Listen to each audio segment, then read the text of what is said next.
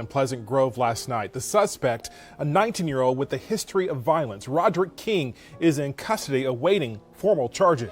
King is out on probation. You may not have known that, for another armed robbery. Law enforcement now going to work to get that revoked. ABC 33's Vinton Blanton is live in Jasper. And Vinton, you've been working to learn more about the victim, Ashton Roberts.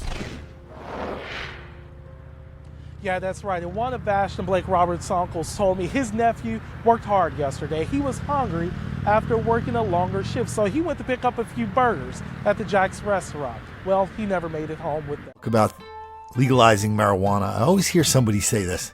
Hey man, you never hear anybody blowing a little weed that goes out and kills somebody. Well, I hear it all the time. Here's a recent example. 2 white kids smoking a little pot with a black guy. Newspaper says they got into an argument. The last time I heard that kind of deal was just a couple weeks ago.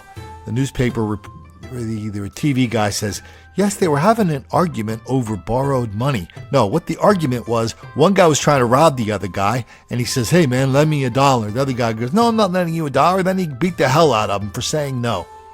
That, according to the TV stories, is an argument. So I don't know what kind of argument these clowns were having, but at the end of the day, this one guy just finished smoking some pot, took out a rifle, and killed. The black guy killed the 2 white kids. Something that's never supposed to happen. Happens a lot. Lots of criminals smoke pot while they're committing violent crimes. Didn't you? You don't know that? Why don't you ask a cop? But in the meantime, if you're down in Tuscaloosa, and you feel like you need to go smoke a little pot. That's how it happened. On a cold, snowy day, January 12th, police found a man shot to death, a murder that devastated the family of Richard Petrie Jr. Such a shock.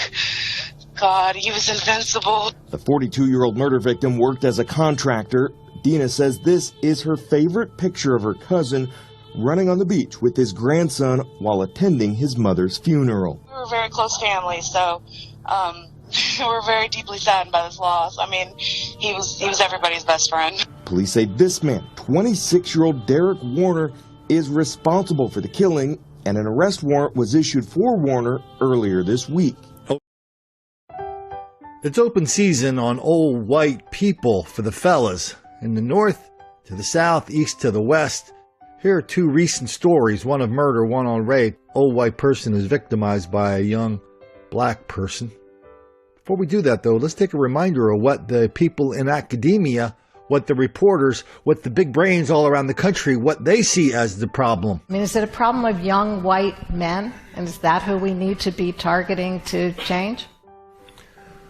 Well, I think the overwhelming number of persons in the hate groups that we have encountered, have been men, have been young white men. There are some women in the movement, no doubt. There's the fairy tale. Here's the reality. $2 change and a cell phone. That's what police say a suspect stole from a Park Point house after putting the homeowner in a coma. We're learning a lot more tonight about the case that's had people in that area on edge. 30-year-old Daryl Mayhew was officially charged for that crime today.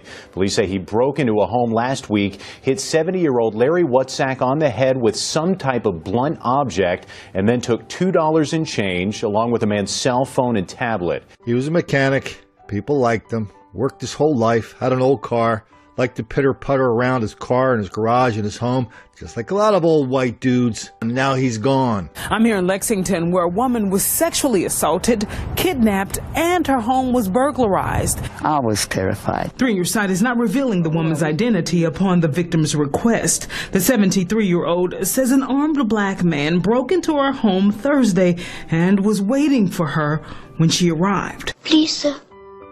I want some more. All you numbers freaks out there, yeah, you can move the numbers here, move them there, move them up, down, over and under. I don't even care about the numbers anymore. We know that they're wildly out of proportion. We have to start telling people these stories, bring these numbers to life.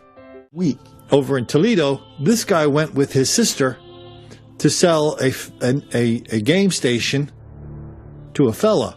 They thought they chose a safe public place parking lot at the Toledo Art Museum. They handed over the game station. The fella handed over the money. It was counterfeit.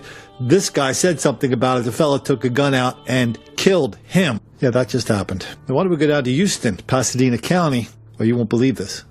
Strong words to a Harris County judge from the Pasadena police chief after a suspect is released on a personal recognizance bond several times. That man is also accused in several armed robberies.